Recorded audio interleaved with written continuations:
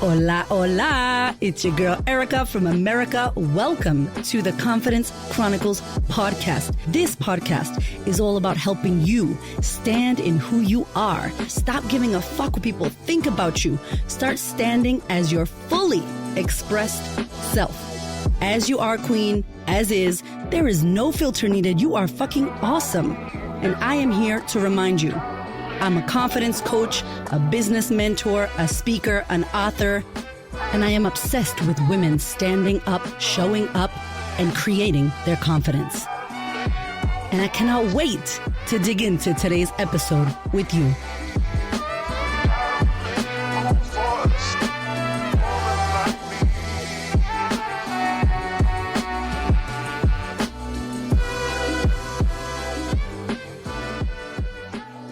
Hello, my darling. Welcome to the podcast. Oh my gosh. I am so freaking grateful. Can I just tell you right now, like straight up, I am having a gratitude attack. I just have the most amazing listeners, you, on the podcast. And I just wanted to give a big shout out. I want to read out 3 incredible, just amazing testimonials and reviews that I got of the podcast.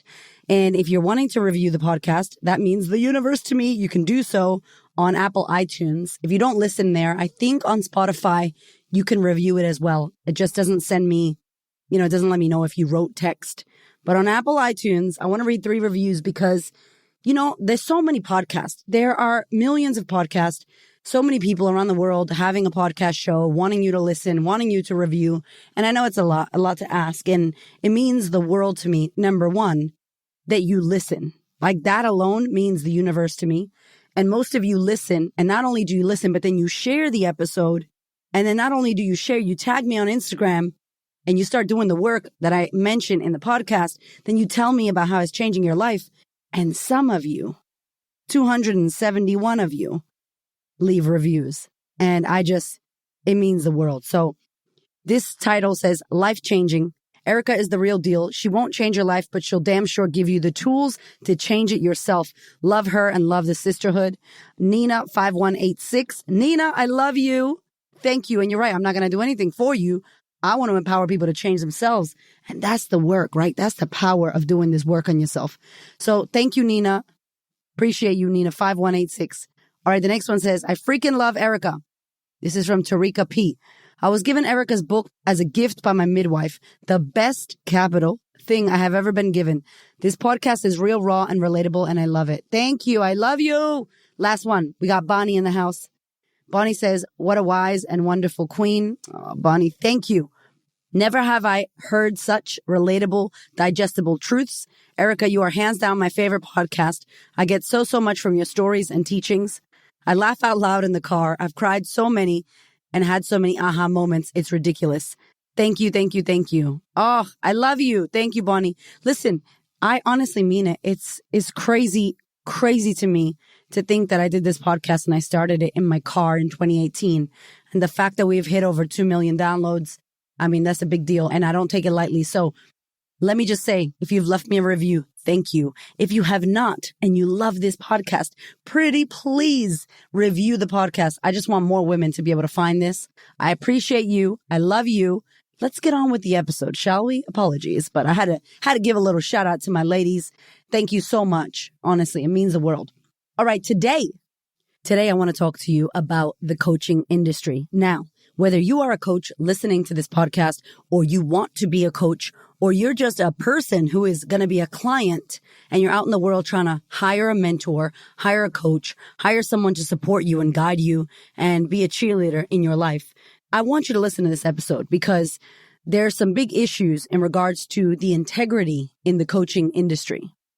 Now, what do I mean when I talk about integrity in the coaching industry? What I mean about this is that our industry, the life coaching industry, the business coaching industry, is not regulated. You don't need to go to college. You don't need to get a degree. You don't need to get a certificate. You don't need to get any qualification. If you want to call yourself a life coach, you actually can call yourself a life coach. And old me was like, I love that. There's nothing wrong with that because look, I truly believe there are amazing people out there who have changed their lives, who are naturally skilled, who love people, who want to support people, who want to help people. Like Tony Robbins is amazing. Like I love him. I love what he's done in the coaching space. There's some incredible coaches out there who you will find they're just naturally gifted. They're amazing on what they do. They love what they do. They're supporting clients. They've got the experience. They got the life experience. They got the history. Like, watch out. They got it. But then there's the other side. Boom, boom, boom. There's the dark side. The dark side of coaching. And that side is, I will say, people with good intentions. I believe these people have good intentions, okay? I'm not thinking that they don't. I really believe that they want to help people, that they want to change people's lives, that they're inspired and motivated and passionate about the inner work. However, these people have no skills. These people don't have tools in their toolkit. Now, what happens when you don't have tools in your toolkit and you want to call yourself a coach? Unfortunately, what happens is a multitude of things. First and foremost, you hurt people and not on purpose, okay? I know most people that want to help other people are just inspired by what they've been able to do in their own life. Most of us, that happened to me. We start changing our lives. We get excited about it. Maybe this has happened to you. We're so into it. We're like, oh my God, this book, you got to read this book. You got to listen to this podcast. You should go to this seminar. You should heal your life. You should join this cult, whatever, right? Like we start getting all into it. And then we want the people that we love to do it because we love these people. And we know that this work is transformative and it can change someone's life. And so some of us go, I'm going to help people do this. I did this for myself. I'm going to help people do this. We could hurt people when we don't have the right skills. And I'm going to talk about that. But the second thing that sucks is it ruins the coaching industry. And I believe the coaching industry has been ruined already. It's unfortunate, but a lot of people don't trust and don't go for life coaches. They just won't because there's too many. They see them all over social media. Oh, that person's calling themselves a coach. I have coaches that I work with who are certified. They are coaches, okay? They, in every right, are coaches, and they don't even want to call themselves coaches. They're like, is there another word I could use? Like, I don't know if I want to call myself a coach, because the word has become so messed up because there's just people out in the industry that don't have skills. And so we can hurt people and it ruins the industry. The integrity in the coaching industry is not at its best right now. And I wanted to talk about this because if you are listening to this podcast, you have some interest in personal development. You have some interest in changing your life or you have some interest in helping other people. Or one day down the track, you will be a person who hires someone like me, a coach. I'm studying psychotherapy, and it's so crazy because it's a whole other world of study. It's therapy, counseling work. I love it so much. But I already knew going into that I was not going to put that above my coaching. I'm going to be a coach first.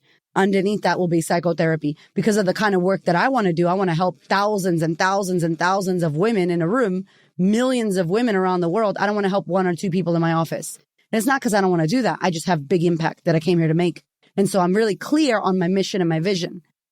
And how interesting. I'm so regulated in psychotherapy. There's so many regulations with the industry. The stuff that I want to do, I can't do as a psychotherapist. And so I'm like, oh, I'll do it as a coach because it's not regulated. However, I'm clean, okay? I'm getting my training. I'm getting my learnings. I've got my schooling. I didn't start coaching for 8 years. 8 years, I healed my own shit. I'm still healing my own shit. But like 8 years, and then I'm like, I actually care about other humans. Some people join programs, and in the first 2 months, they're like, oh my God, I got this. I'm masterful. This is amazing. I want to go do this for people. And I'm like, baby, you just started working on yourself. Like, I'm not saying there's a time frame, but damn, you just started. Like, dig into your stuff, marinate with it, work with it, get some of that going for you before we look to serve and help other people. And I don't know if this is a thing for women, but the women that I speak to, we just want to give to everybody else. I want to do something for someone else. And I'm like, yo, filleth thy cup if. You know what I'm saying? Fill your cup, homegirl. Why you want to help other people? Hold on a minute. Like, you just started on you. Let's get into it. There's so much that we have to work with and heal and uncover in ourselves, fill our cup.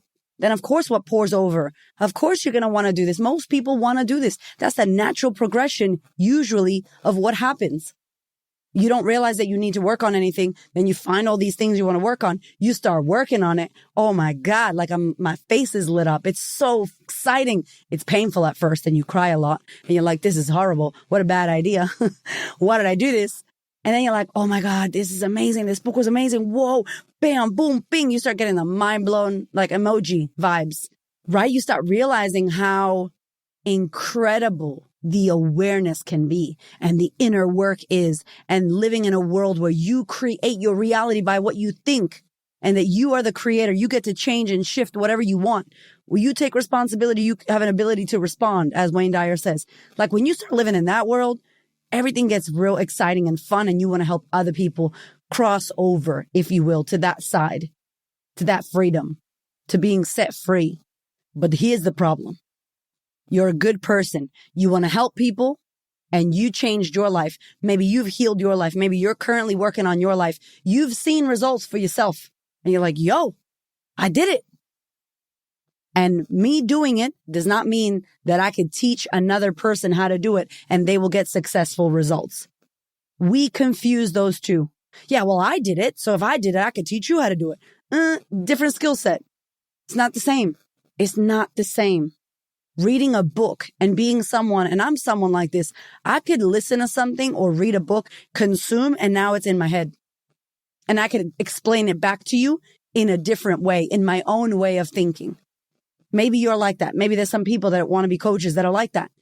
But we can't confuse the information that I just read from a book or a podcast or a program I purchased and then try to go, now I know that information so much so that I'm masterful, so much so that I'm now going to teach people, multiple people, how to do what I did with that information. I'm sorry. Like, to me, that's like no integrity. No integrity whatsoever. It was so funny. I bought a desk. I'll tell you a story so you could get the idea. I bought a desk and the company that made the desk does amazing desks, beautiful desks. And I'm like, I want a black matte desk in my front, in the office downstairs. And the guy's like, we don't paint them. I'm like, I want it black. You don't paint it. He's like, no. I'm like, okay, so I got to paint this desk. Like, what? And then I was like, okay, don't be a pain in the ass. Maybe this will be fun. You got some free time. You'll be artistic. You can sit there, get different paint brushes and just paint this desk matte black. How hard can it be? I'm like, all right. I'm on a time crunch as well, by the way, because we have an event happening when I'm about to paint this damn desk. And the desk has like VJ paneling, like tubular VJ paneling. So it's like a bunch of little curves. Really beautiful desk. And I said to my husband, I'm going to paint the desk. He's like, you're going to do it? I'm like, yes, I'm going to do it because they don't do it. He's like, okay. Were you going to do it by the time we have the event? I'm like, yeah, I'm going to do it. Of course I am. Now, mind you, we have a billion things going on, but Erica's very optimistic that she could do this. So I go to the hardware store. It's called Bunnings. If you're in America, it's like Home Depot. Literally, it is Home Depot, but it is called Bunnings. Anyway, and I go to the paint section and I met this girl. She was really lovely. And she's like, oh my God, I love your nails. And I'm like, girl, hey. We became besties, right? And I'm like, this is the desk. I showed her a photo. It's a wooden desk, MDF. Don't even know what that is, but it's a kind of wood, I think. And she's like, oh yeah, you need a primer. If you're going to paint it black, you got to prime it. And then after that, you got to you got to get this. Then you need a matte finish. I'm like, cool. I bought all this shit. She's like, get this brush. I'm like, I'm going to get a good brush. I don't want a cheap brush. So I got like 2 brushes and a few rollers. Yo, I didn't know what the fuck I was doing. First of all, I didn't need to prime it. So I'm taking videos on Instagram and I'm like, oh my God, I got it white. It looks good. It took me fucking forever. My ass was on the ground, sitting on the floor, bent over, trying to paint in the crevices of these little circular panels. Yo, it was the worst. The worst. I'm like, this is horrible. My wrist hurt. I was like, I'm going to get carpal tunnel. This shit is going to be ghetto. It's not going to look nice. But I would have paid somebody to do it. They just didn't do it. And the guy messages me because he sees me on Instagram. I tag them. And he's like, oh, when we paint it, we just do this and you don't need to prime it because when we paint it, and I'm like, I thought y'all didn't paint. Is this man for real? I'm sitting here painting this damn desk like I had nothing fucking better to do. So I was a little bit angry that I didn't clarify Does that mean you won't paint my desk, or can I pay you more dollars to paint my desk? That's what I should have said. Lesson learned. Thank you very much, Erica. But he said to me, we don't use a primer. It's already ready to go. So number one mistake that your rookie ass Erica did not know was that I didn't need a primer. I promise you this story is going somewhere, okay? It's a lesson about why we need skills in the coaching industry. So I'm like, okay, cool. I don't need primer. It's white now. Too bad. I got to go get black. I got to paint it. And I realized from sitting on my ass, breaking my back, almost getting carpal tunnel, right? That I didn't have the right brush. It just was not, it was a flat, square brush. I should have had like an angle brush. And then I saw some other brush with like pointy. I was like, I need that pointy brush. So I go to Bunnings again and buy like 4 different brushes. I got a little bit more skills now. So I know that the brushes I bought were a piece of shit. And now I'm moving faster with these better brushes. My ass still took forever because I shouldn't have primed it. Now I got to paint it all black like 3 times and then do the matte finish. Now, the difference is I am not professional, meaning I don't have a toolbox of all the tools I need to paint this damn desk. You don't want to pay me to paint your desk. I'm not a professional desk painter.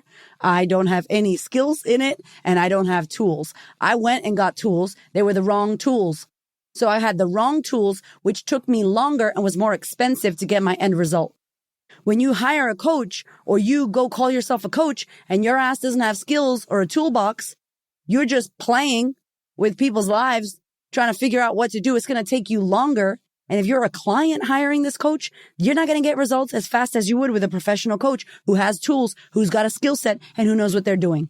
Boom. Hope my analogy came across. I was just like, oh my God, I was painting this going, oh my God, this is like the podcast I want to do about the coaching industry. You changing your own life, you caring about people, you being a good person with a good heart and good intentions is not enough to go call yourself a coach, charge people money to experiment with trying to help them. I'm sorry. I have to say it. And I'm going to tell you right now, I will never stop learning. I don't care what kind of coach people tell me they think I am. I want an award, Coach of the Year. So what? How do you win Coach of the Year? You study and you don't think that you're the best coach in the whole wide world forever. I don't think that. I'm always learning. When I did my training with Gabor Mate last year, I felt like I was a kid. I didn't know what I was in there. I was like, wow, a whole new world. Like what? Compassionate inquiry, silent. Holy shit. Cause I'd be fast. I'd be loving bitch slap giving and I needed some skills. I was too like, ba, ba, ba, ba, ba, ba, ba, ba, ba, ba, that kind of coach, which I love that. And let me tell you something. I believe most people need a fucking bitch slap with love. It is a loving bitch slap. Like, psh, psh, let me remind you who you are, but also get your ass back up. Come on now. Let's go. I think some people need that little bit of love, but a little bit of tough, you know what I'm saying? The tough love. However, my nose gets itchy when I get very into what I'm saying. However, we still need to have places where there is nurture, where there is silence, where there is space holding, where there is presence, where there is self-reflection and space and time for a client to go within without you talking.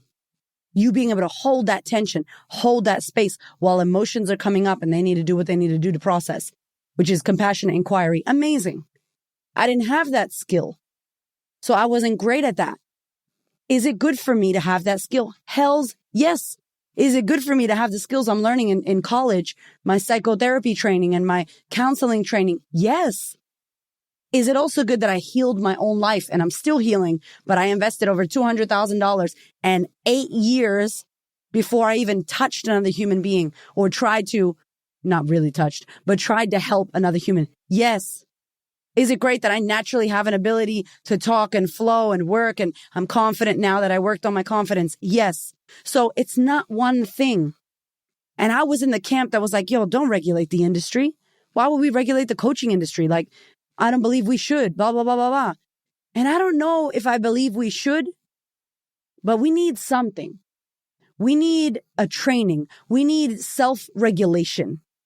Know thyself. Have that integrity.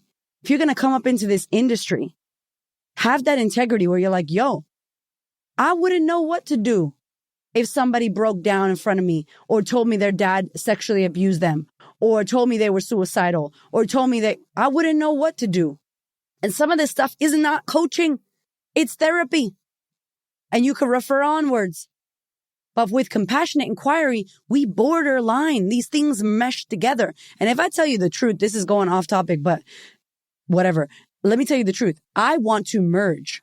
I want to do like coachapy. It's like coaching and therapy. I don't know. Like I want to do some merge.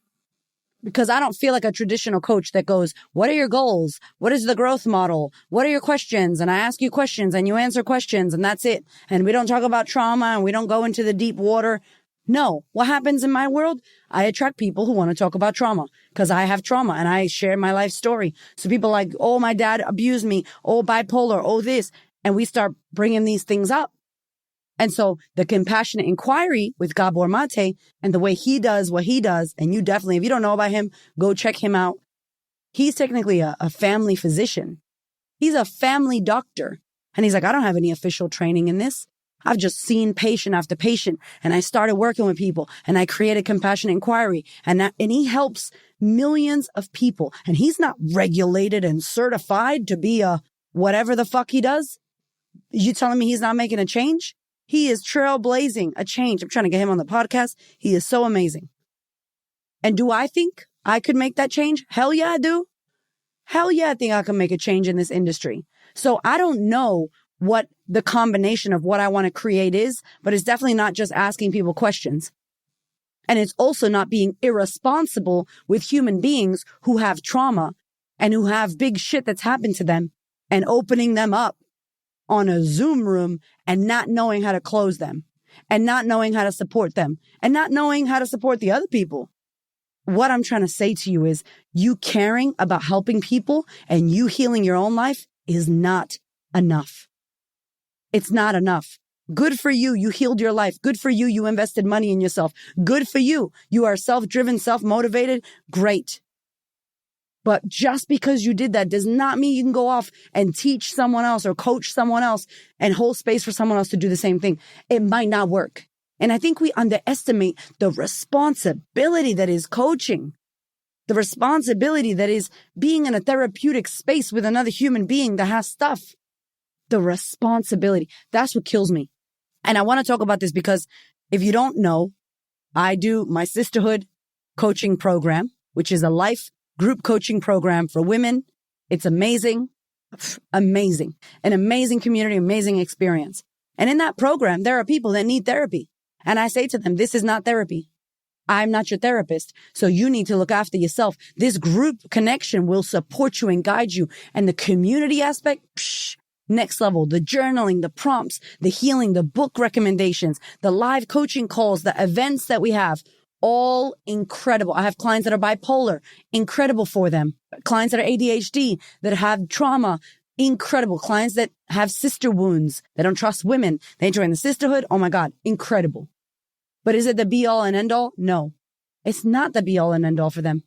And then I have another program. My other program, in case you didn't know, is called the Startup Squad. And that program is to help startup coaches, female startup coaches, consultants, healers, and therapists who want to grow their coaching and therapy businesses, who want to grow their social media audience, who want to impact more people, who want to grow their business.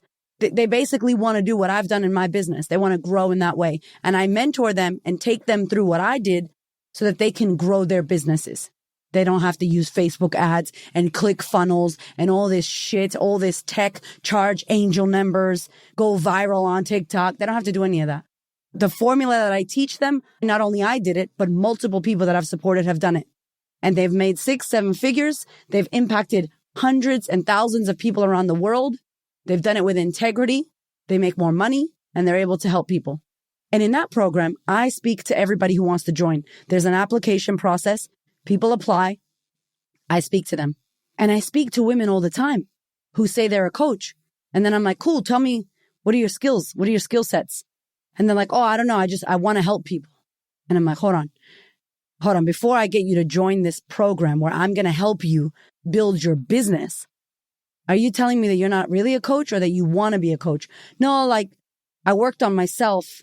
I did a couple courses. I work with women all the time. I'm like, hold on, but do you have skills as a coach? Are you a skilled coach? No, maybe not really. And I'm like, yo, Because of the way I am and the integrity that I believe we need to have in the coaching industry, I'm like, I can't help you. I want to help you. I just cannot. This is not a coach training. I can't tell you that I'm going to teach you how to be a good coach. When you come to me to grow your coaching business, you got to come. You're already amazing at what you do. You are skilled up. You got the tools in the toolbox, but you just don't know how to grow the business side because they're two different things. I can help you with that. And it got me thinking, like, I know that this shit is controversial for some people. They're like, fuck you, Erica. The coaching industry shouldn't be regulated. What are you trying to say? I'm not a good coach. I'm not saying any of that. All I'm saying is if we don't become the change we wish to see, the change will not happen. And we're fucking with people's lives here, people's lives, people's traumas, people's children, people's generational shit, people's mental health, their well-being. Whether you're a life coach, you're still in the world of mental health to me. You're still in the world of maybe you're setting goals or you're doing career coaching. You're going to come across personal shit with them and you could refer onward. But I'm like, yo, if you don't have some kind of skill set or you don't have tools, we're not going to be able to help people. And it's no joke. I don't take it lightly. I've had people come into my Zoom room and say some shit that I know very well I could hold, and I could hold them and I could close them, support them, guide them, make sure everybody's good. Boom. Now, can I make sure every single person in that Zoom room is okay? Of course not. But I do it with all the responsibility. All of our shit is checked. We have a mental health guide. We let people know this is not therapy. We let people know, hey, you need to get someone. If you need support, let us know. We'll help you find someone. They have all the links, all the phone numbers for every country that we support in their welcome pack, all that. We do our due diligence. But at the same time, we can't be rescuing people. There's a responsibility in the coaching and therapeutic space that the client needs to have and the practitioner needs to have. And I'm just saying, if we're going to change the coaching industry, we need to become a part of that change. We need to be willing to have these conversations with ourselves. Had a beautiful client. I love her to death. We just had a sisterhood day recently, and she came in and was like, if I want to be a coach and I don't know, I don't have any skills, I'm scared someone's going to say something and I'm not going to know what to say. What do I do? And we had a beautiful discussion around different coaching schools, different trainings, different modalities that she could do. And I can't tell you what to do. That's on you. But please research a weekend certificate. Is that going to support you when you're sitting across from someone who's had years, maybe lifetime with this issue? Is a weekend course going to support that? Is a weekend course going to give you the inner confidence you need to be able to support that client? Is it coaching you want to do? One of my girlfriends was like, you should go to ICF and get certified. And I'm doing ICF certification. And I'm like, oh, I'm not a coach. And she laughed. She's like, really? I'm like, nah, this traditional coaching thing, that's not what I don't know what that is. I don't do that. I mix that in with a bit of compassion inquiry, with a bit of, I mix it all in because I have different skill sets. And I sat with my mentors. The first year I started working on myself, I had these amazing mentors who don't do this anymore. Half of them don't do this work anymore. And they sat with me and they taught me and they trained me. And me and Hamish were like, why are they teaching us this? We had no idea that we were going to do this in the future. No idea. If you told me that I was going to be a coach helping people, I would have laughed in your face because I didn't give a fuck about anyone. When I started this shit, I didn't care about myself. How the hell could I care about helping another human being? And when you start unraveling and working through your stuff, let me tell you what I know happens. You start caring about yourself. You start getting creative and excited about the awareness and unpacking and unraveling and turning over the stones. Whoa, what? And then you see a fellow human being and you start caring. Your heart starts opening up because maybe it was closed. Mine was definitely closed. I had a protective wall. I had a barbed wire electric fence around my heart because I didn't trust anybody. And it wasn't until I started working with myself, healing with myself, I would let that guard down. And what happens naturally is we are love. Like our natural state of being is loving. Human beings are loving and caring. That's who we naturally are. So of course you start working on you. You start opening up and expanding and now you want to help other people. I just say, if you want that, do your due diligence, do the right thing, get some skills. Don't think that you're just a natural at this shit. I used to think I'm a natural actress. And then I went to acting school and I'm like, oh shit. Humble pie, yo. Like I was like, whew, if I want to be an actor, I need to skill my body up. I need to get the skills. And that's why I don't go randomly and try to call myself an actor. If I'm going to go into acting, I'm going to go skill up. How dare I call myself an actor without the actor's body, without the hours putting it in the chair? And could I naturally be good? I probably am naturally good at some shit because I'm hype and this is the way I am. But it doesn't mean I shouldn't go get skills. It doesn't mean the people that I'm here to serve don't deserve the best tools that I could provide to them that have been proven and tested and tried. Not on myself, but because it's out in the world, it's been tested. Other clients have used it. There are modalities and models you can learn. And I think I did a podcast called If You Want to Become a Coach, Listen to This. And I promoted and shared, and I'm not affiliated at all, but I promoted and shared Brooke Castillo, who has a life coach school. Yo, when people say, what school should I go to? I'm like, go to her school. It's like $30,000, but damn is good. Like, and I don't think she's IFC or ICF regulated. I don't think she's accredited. I think she just went, fuck that. I'm going to do my thing. But you better believe you go to her school, next level. And so why I'm saying this is that our industry needs to exist. People need coaches. People need support. People need help more than ever. Especially we saw what happened with the pandemic. Everybody. Some people don't think they need it. They need it. I believe everyone should do the work on themselves. It would be a better world. We would heal so much generational shit that we are passing down to our children's children. Like, yo, this shit would be amazing. So this industry is needed. I'm just like, if you're going to be a part of it, bring your integrity. Bring your integrity. Don't worry about what other people are doing. You do the right thing. Have your integrity. Show up. Educate. Commit to continue learning. Do not think that you know enough. Do not think that's it. I'm done. Commit to a learner's mind.